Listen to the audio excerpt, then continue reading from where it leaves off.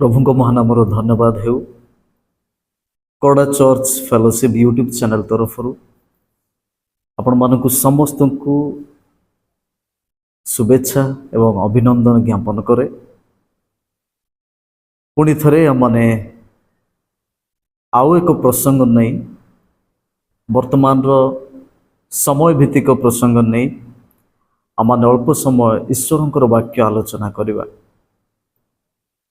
प्रिय बापा माँ भाई भौणी माने वर्तमान आमर राष्ट्र आमर राज्य रे अंचल एवं सारा विश्वव्यापी जदि आम देखुछु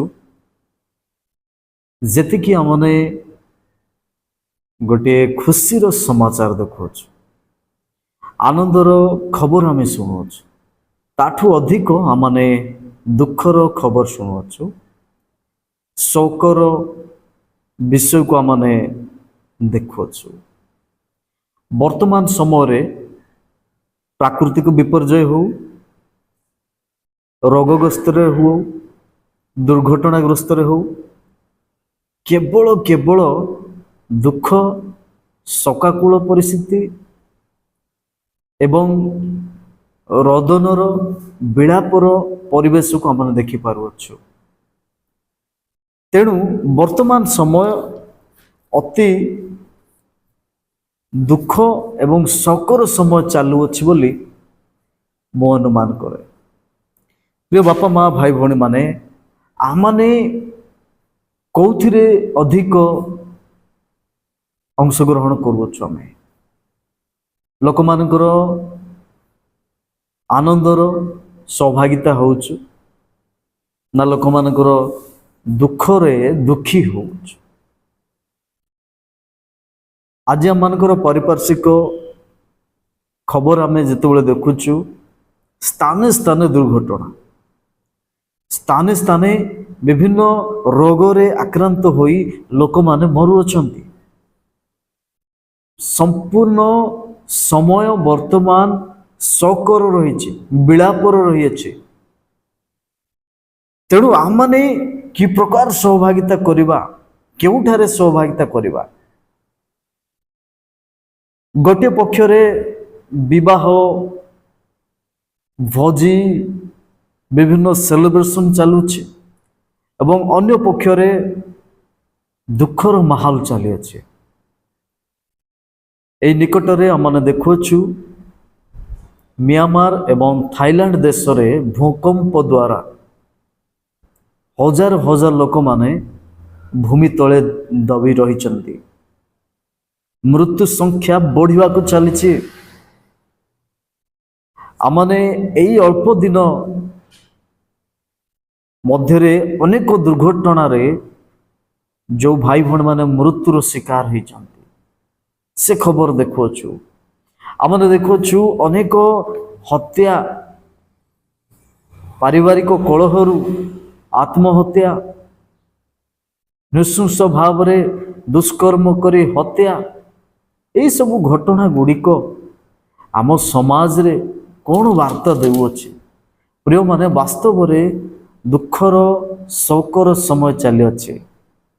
तेणु आमने से शोकर समय अनेकों को आमे समवेदना जणाइबा आवश्यक। बाइबल रे गोटे विषय लेखा अछि उपदेशक पुस्तक 7 अध्याय 2 पदरे लेखा जाए भोजगृह को जीवा ठारू विलाप गृह को जीवार भल। प्रिय माने वर्तमान समय आपण सम्मुख दुईटी स्थान अच्छे। गोटे है विवाह भोज विभिन्न सेलिब्रेशन स्थान आउ गोटे है विलापर स्थान रोदन करुवा परिवार अच्छा। वर्तमान समय आमे लोक मानकु किभली आमे सेमानकु संखाळिबा आवश्यक सेमानकु आमे शांति देबा आवश्यक सेमानकर शोक निवृत्त कि प्रकार हेबो एथिपई मध्य आमने सेमानकर सहभागिता करू एवं सेमानक पई प्रार्थना करू। कारण बाइबल कहे आमनकु भोजगृह जतिक इम्पोर्टाट ताठारु अधिक इम्पोर्टाट विलाप गृह। ତେଣୁ ଏଠି ଲେଖାଯାଏ ଭୋଜ ଗୃହ ଅପେକ୍ଷା ବିଳାପ ଗୃହକୁ ଯିବା ଭଲ। ତେଣୁ ଏଇ ଆଲୋଚନାରେ ମୁଁ ଏଇ ଗୋଟିଏ ବିଷୟକୁ ନେଇବି, ଏଇ ଗୋଟିଏ ବିଷୟକୁ ଦୋହରାଇବି। ଏହା ପ୍ରସଙ୍ଗ ଭାବରେ ହଉ ଯେ ଆପଣ ମୁଁ ଭୋଜ ଗୃହକୁ ଯିବା ଅପେକ୍ଷା ବହୁତ ବଡ଼ ବଡ଼ ଫଙ୍କସନ୍ ଗୁଡ଼ିକ ସେଲିବ୍ରେସନ୍ କରିବା ପାଇଁ ବିଭିନ୍ନ ଭୋଜିର ସହଭାଗିତା ହେବା ଅପେକ୍ଷା ପ୍ରିୟମାନେ ଆମେ ସେଇ ଲୋକମାନଙ୍କ ନିକଟକୁ ଯାଉ, ସେଇ ଲୋକମାନଙ୍କ ନିକଟକୁ ଯାଉ ଯେଉଁମାନେ ଆଜି ଭାଙ୍ଗି ପଡ଼ିଅଛନ୍ତି, ନିଜର ଲୋକମାନଙ୍କୁ ହରାଇଛନ୍ତି, ସେମାନଙ୍କର ହୃଦୟ ଭାଙ୍ଗି ପଡ଼ୁଅଛି, ବିଦୀର୍ଣ୍ଣ ହେଉଅଛି, ସେମାନେ ଦୁଃଖରେ ମର୍ମାହତ ଅଛନ୍ତି। ତେଣୁ ସେମାନଙ୍କୁ ଆମେ ସାନ୍ତ୍ୱନା ଦେବା, ସେମାନଙ୍କ ସହଭାଗିତା ହେବା, ସେମାନଙ୍କର ଦୁଃଖକୁ ଆମେ କି ପ୍ରକାର ଭାବରେ ନିବୃତ୍ତ କରିବା, ଏଇଥିପାଇଁ ଆମମାନେ ସମୟ ବାହାର କରିବା ଆବଶ୍ୟକ। କାରଣ ଭୋଜ ଗୃହରେ କ'ଣ ଚାଲେ? ସାଉଣ୍ଡ ଚାଲେ, ମ୍ୟୁଜିକ୍ ଚାଲେ, ନୃତ୍ୟ ଡ୍ୟାନ୍ସ ଚାଲେ ଏବଂ ଭୋଜରେ ପ୍ରସ୍ତୁତ ହୋଇଥିବା ବିଭିନ୍ନ ପ୍ରକାର ଖାଦ୍ୟର ଆମେ ଗନ୍ଧ ବା ସ୍ମେଲକୁ ଆମେ ଜାଣିଥାଉ। ଏଇଟା ଭୋଜ ଗୃହରେ ଅଛି, ଏହା ଉତ୍ସବ କରୁଥିବା ପରିବାରରେ ଅଛି। ଚାକଚକ୍ୟ ଆମେ ଦେଖିପାରୁଛୁ, ଆମମାନେ ଖାଦ୍ୟର ପସର ଆମେ ଦେଖିପାରୁଛୁ, ପୁଣି ଆନନ୍ଦ ଉତ୍ସବର ମାହୋଲକୁ ଆମେ ଅନୁଭବ କରିପାରୁଛୁ। ବିଭିନ୍ନ ବନ୍ଧୁମାନଙ୍କର ସହଭାଗିତା, ବନ୍ଧୁ ମିଳନ ହେଉଛି ଏବଂ ନୃତ୍ୟ ଚାଲୁଅଛି। ଅନ୍ୟପକ୍ଷରେ ହୃଦୟ ଭାଙ୍ଗି ପଡ଼ୁଅଛି, ନିଜର ସ୍ୱାମୀକୁ ହରାଇ, ନିଜର ସ୍ତ୍ରୀକୁ ହରାଇ, ନିଜର ପିଲାମାନଙ୍କୁ ହରାଇ ଆଜି ଶୋକାକୁଳ ହୋଇଛି ପରିବାର। ପ୍ରିୟ ବାପା ମା ଭାଇ ଭଉଣୀମାନେ, ଆମମାନଙ୍କର ପାରିପାର୍ଶ୍ୱିକ, ଆମମାନଙ୍କର ପଡ଼ୋଶୀରେ, ଆମ ସମାଜରେ ଯେ ପ୍ରକାର ଅଛି, ଆମମାନେ ସେଥିରେ ମଧ୍ୟ ଅଂଶଗ୍ରହଣ କରୁ, ସେଥିରେ ମଧ୍ୟ ଆମେ ଯାଇ ସେମାନଙ୍କୁ ସାନ୍ତ୍ୱନା ଦେବା ଆବଶ୍ୟକ। ବାଇବଲ ଆମମାନଙ୍କୁ ଶିକ୍ଷା ଦିଏ ଭୋଜ ଗୃହ ଅପେକ୍ଷା ବିଳାପ ଗୃହକୁ ଯିବା ଭଲ।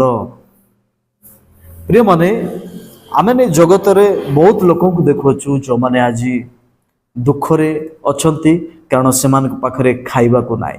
ସେମାନେ ଭାଙ୍ଗି ପଡ଼ିଅଛନ୍ତି କାରଣ ସେମାନେ ଆଜି ଭଲ ପିନ୍ଧିବାର ନାହିଁ ସେମାନଙ୍କ ପାଖରେ। ଆମ ସମାଜରେ ପ୍ରକାର ଲୋକ ଅଛନ୍ତି ଯେଉଁମାନେ ଉତ୍ତମ ପୋଷାକ ନାହିଁ, ସେମାନେ ଉଲଗ୍ନ ଅବସ୍ଥାରେ ଅଛି। ସେମାନଙ୍କର ଖାଦ୍ୟ, ସେମାନଙ୍କର ବସ୍ତ୍ର ଅଭାବ ରହିଅଛି।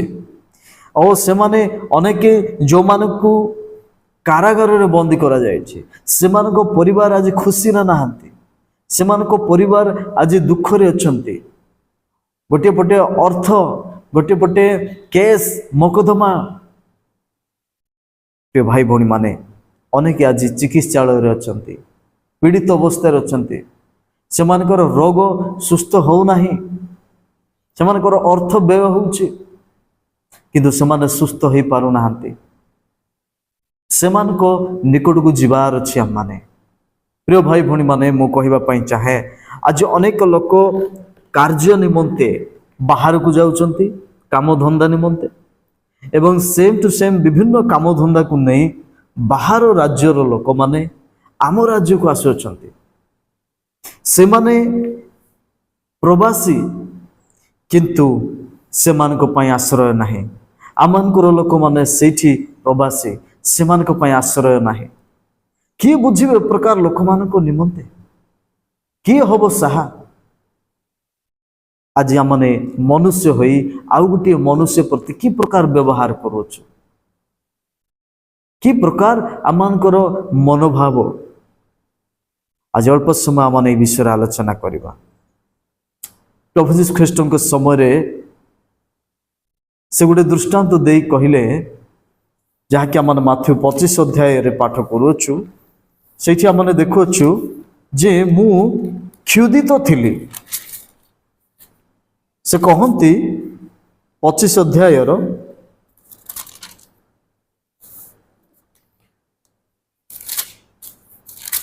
ମୁଁ କ୍ଷୁଧିତ ଥିଲି, ତୁମ୍ଭେମାନେ ମୋତେ ଭୋଜନ କରିବାକୁ ଦେଲ। ମୁଁ ତୃଷିତ ଥିଲି, ମୋତେ ପାନ କରିବାକୁ ଦେଲ। ପ୍ରବାସୀ ଥିଲି ମୋତେ ଆଶ୍ରୟ ଦେଲ, ଉଲଙ୍ଗ ଥିଲି ମୋତେ ବସ୍ତ୍ର ପରିଧାନ କରାଇଲ, ପୀଡ଼ିତ ଥିଲି ମୋତେ ଶଙ୍ଖଳିଲ, କାରାଗାରରେ ଥିଲି ମୋ ନିକଟକୁ ଆସିଲ।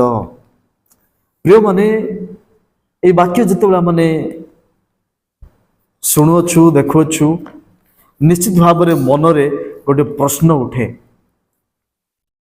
ସେଇଦିନ ମଧ୍ୟ ସେ ପ୍ରକାର ପ୍ରଶ୍ନ ସେଇ ଲୋକମାନେ କରିଥିଲେ। ସେଇ ଧାର୍ମିକ ଲୋକମାନେ, ସେଇ ସରଳ ଲୋକମାନେ ପ୍ରଶ୍ନ କରିଥିଲେ, ପ୍ରଭୁ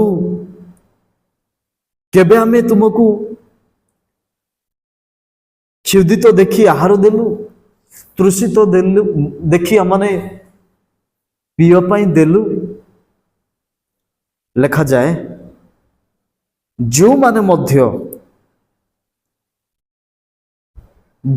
ମଧ୍ୟ ଜଣେ କ୍ଷୁଧିତଙ୍କୁ ଦେଇଛନ୍ତି, କାହାର ଭୋକ ସମୟରେ ସେମାନେ ଖାଇବାକୁ ଦେଇଛନ୍ତି, ସେମାନେ ଈଶ୍ୱରଙ୍କ ପ୍ରତି ତାହା କରିଛନ୍ତି। ଯେଉଁମାନେ ତୃଷିତ ଦେଖିଲେ ସେମାନଙ୍କୁ ପାନ କରିବାକୁ ବ୍ୟବସ୍ଥା କଲେ, ସେମାନେ ଈଶ୍ୱରଙ୍କର ନିମନ୍ତେ ତାହା କଲେ। ଯେଉଁମାନେ ଲେଖାଯାଏ, ଯେଉଁମାନେ ଉଲଙ୍ଗ ଦେଖିଲେ ଏବଂ ସେମାନଙ୍କୁ ନିଜର ବସ୍ତ୍ର ପରିଧାନ କରାଇଛନ୍ତି ପୃଥିବୀରେ, ଆଉ ଯେଉଁମାନେ କାରାଗାରରେ ଲୋକଙ୍କୁ ଦେଖି ଯାଇଛନ୍ତି, ସେମାନଙ୍କ ସହିତ ଠିଆ ହୋଇଛନ୍ତି, ଆଶ୍ୱାସନା ଦେଇଛନ୍ତି, ଯେଉଁମାନେ ଚିକିତ୍ସାଳୟରେ ରହିଛନ୍ତି ରୋଗଗ୍ରସ୍ତ ହୋଇ, ସେମାନଙ୍କୁ ସାକ୍ଷାତ କରିଛନ୍ତି, ସେମାନଙ୍କୁ ଶଙ୍ଖଳିଛନ୍ତି, ଏବଂ ଯେଉଁମାନେ ପ୍ରବାସୀ ସେମାନଙ୍କୁ ଆଶ୍ରୟ ଦେଇଛନ୍ତି, ସେମାନେ ଈଶ୍ୱରଙ୍କ ପ୍ରତି କରିଛନ୍ତି। ଦେଖନ୍ତୁ, এই ବିଷୟ ଆମକୁ କି ପ୍ରକାର ଉତ୍ସାହିତ କରେ। ଈଶ୍ୱରଙ୍କର ବାକ୍ୟ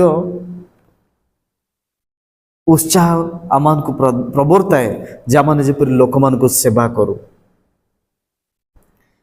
ସେଇଦିନ ପ୍ରଭୁ ସେମାନଙ୍କୁ ଉତ୍ତର ଦେଲେ, ମୁଁ ତୁମ୍ଭମାନଙ୍କୁ ସତ୍ୟ କହୁଅଛି, ତୁମ୍ଭେମାନେ ମୋହର ଏଇ କ୍ଷୁଦ୍ରତମ ଭାତୃବୃନ୍ଦଙ୍କ ମଧ୍ୟରୁ ଜଣକ ପ୍ରତି ଏହା କରିଥିବାରୁ ମୋ ପ୍ରତି ହିଁ ତାହା କରିଅଛ। ପ୍ରଭୁଙ୍କ ନାମ ଧନ୍ୟବାଦ ହେଉ। ଯଦି ପୃଥିବୀରେ ଆମ ସମାଜରେ ଆମଙ୍କର ଦୃଷ୍ଟିରେ ଯଦି ଏ ପ୍ରକାର କାହାକୁ ଆମେ କରୁଅଛୁ, ବାଇବଲ କହେ ତାହା ମୋ ପ୍ରତି ହିଁ କରିଅଛ। ପ୍ରଭୁ କହନ୍ତି ତାହା ମୋ ପ୍ରତି କରିଅଛ। ତେବେ ଆଜି ଆମେ ଯେତେବେଳେ ଆଲୋଚନା କରୁଛୁ ଭୋଜ ଗୃହ ଅପେକ୍ଷା ବିଳାପ ଗୃହକୁ ଯିବା ଭଲ। ପ୍ରିୟମାନେ, ଆପଣଙ୍କର ଦୃଷ୍ଟିରେ ପ୍ରକାର କେହି ଅଛନ୍ତି ଯେଉଁମାନେ ସାହାଯ୍ୟ ପାଇବାରେ ଆଶା ରଖିଛନ୍ତି, ଯେଉଁମାନେ ଉଲଙ୍ଗ ହୋଇକି ଅଛନ୍ତି, ଯେଉଁମାନଙ୍କର ବସ୍ତ୍ର ନାହିଁ, ଯେଉଁମାନଙ୍କର ଖାଇବା ପାଇଁ କିଛି ବ୍ୟବସ୍ଥା ନାହିଁ, ଯେଉଁମାନଙ୍କ ପାଇଁ କେହି ଠିଆ ହୁଅନ୍ତି ନାହିଁ, ସେମାନେ କାରାଗାରରେ ଅଛନ୍ତି। ମନୁଷ୍ୟ ହୁଏତ କୌଣସି ନା କୌଣସି କାର୍ଯ୍ୟବଶତଃ ସେ କାରାଗାରରେ ଅଛି, କିନ୍ତୁ କାରାଗାରରେ ଥିବା ଲୋକ ସେ ଯେ ମନ ପରିବର୍ତ୍ତନ କରିବ ନାହିଁ ଏ ପ୍ରକାର କୌଣସି ବିଷୟ ନାହିଁ। ସେ ଦ୍ୱିତୀୟ ଥର ଅପରାଧ କରିବ ନାହିଁ। ଯଦି ଆପଣ ମୁଁ ତାଙ୍କୁ ଆମେ ସଚେତନ କରିବା, ଯଦି ଆମେ ତାଙ୍କୁ ପରାମର୍ଶ ଦେବା, ଯଦି ଆମେ ତାଙ୍କୁ ଚେତନା ଦେବା, ପ୍ରିୟ ବାପା ମା ଭାଇ ଭଉଣୀ ମାନେ, ମୁଁ ଆପଣଙ୍କୁ କହିବା ପାଇଁ ଚାହେଁ, ଆଜି ଯଦି ଜଣକ ପ୍ରତି ଆମେ ଏ ପ୍ରକାର କାର୍ଯ୍ୟ କରିଅଛୁ, ବାକ୍ୟ କହେ ତାହା ଈଶ୍ୱରଙ୍କ ପ୍ରତି କରୁଅଛୁ। ତେଣୁ ଲୋକଲିଖିତ ସୁସମାଚାର 3:11 ଲେଖାଯାଏ, ଯାହାର ନାହିଁ ତାହାକୁ ଆମେ ଗୋଟିଏ ଦେଉ। ଆଜି ଆପଣଙ୍କ ଠାରେ ଅନେକ ବିଷୟ ରହିଅଛି, କିନ୍ତୁ ଯାହା ପାଖରେ ନାହିଁ ଆପଣ ଦିଅନ୍ତୁ, ଆପଣ ଦିଅନ୍ତୁ। ଏହା ଈଶ୍ୱରଙ୍କର କାର୍ଯ୍ୟ ଅଟେ। ଆପଣ ମୁଁ ଯଦି ଜଣେ କ୍ଷୁଦ୍ର ବ୍ୟକ୍ତିଙ୍କ ପ୍ରତି ଏହା କରୁଅଛୁ, ତାହେଲେ ତାହା ଈଶ୍ୱରଙ୍କର କାର୍ଯ୍ୟ କରୁଅଛୁ, ଈଶ୍ୱରଙ୍କ ପ୍ରତି କରୁଅଛୁ। ତେଣୁ ପ୍ରିୟ ଭାଇ ଭଉଣୀ ମାନେ, ଆମମାନେ କ୍ଷୁଧିତ ଲୋକଙ୍କୁ, ଆମମାନେ ତୃଷିତ ଲୋକଙ୍କୁ, ଉଲଙ୍ଗ ଲୋକଙ୍କୁ, କାରାଗାରରେ ଥିବା ଲୋକଙ୍କୁ, ପୀଡ଼ିତ ଲୋକଙ୍କୁ, ପ୍ରବାସୀ ଲୋକଙ୍କ ପ୍ରତି आमने सदय हो सेमान को प्रति किछि तो गोटे करू ईश्वर चाहती। तेणु आज आम माने यही प्रसंग रे मु आपणक निकट रे रखिबा पई चाहे। आमे जागतिक आनंद जागतिक बहुत समारोह समावेश अपेक्षा यही लोक मान प्रति आमे समय देऊ यह उत्तम बोली बाइबल प्रकाश करे। तेणु आसतु आमर समाज रे रहिथिबा आमर पड़ोसी रे रहिथिबा ए प्रकार लोकों प्रति आमे दृष्टि देबा। ईश्वर यह आम ठार यह चाहती। आसतु आम पदे प्रार्थना करबा। सर्वशक्तिमान प्रिय प्रभु तुमरी पवित्र महत् नाम धन्यवाद हो प्रभु। इस समय आमने जो विषय आलोचना करुछु हाँ प्रभु आमने अनेक समय खुशी रे आनंद रे समय बिताइबा चाहूँ किंतु जो माने आज दुख रे पीड़ित अवस्था रे प्रभु भांगी पड़िछंती सेमान को निकट को आमे कि भली भाव रे साहाज्यर आशार पथ एवं प्रभु सेमानकर खुशीर कारण हो जीवो एथिपाई तुमे आमन को व्यवहार कर। आम समाज रे आम पड़ोसी रे थिबा प्रत्येक एई भली भाई भणी मान को निकट को जीवा पाई आमान को तुमे सुजोग दियो। ए सब विषय पाई तुमको धन्यवाद दउछु प्रभु।